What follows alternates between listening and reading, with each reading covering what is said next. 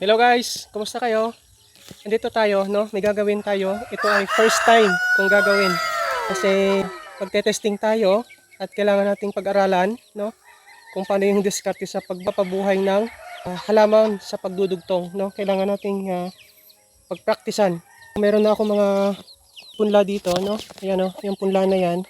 Kasi itong guys, yung mga seedlings na yan, hindi siya magandang klase ng variety ng avocado. Pinunla ko lang yan ng ganyan para nga may mapagdugtungan tayo para yung mahanapan natin ng mas magandang klase ng variety yung pandudugtong natin. Ngayon, ito may nakuha na nga akong dalawa kanina. Yan dalawa na yan. At dinugtungan ko na. Pakita ko sa inyo.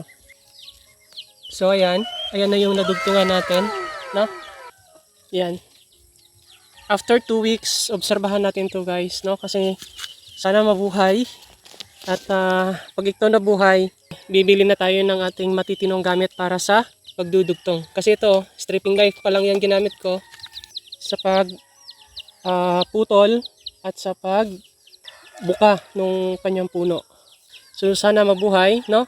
Kapag ito nabuhay, mas maganda, no? Hindi na tayo mahihirapan maghanap ng taga-grafting, ng grafter or ng taga-dugtong kasi kaya na natin gawin, no? Yan.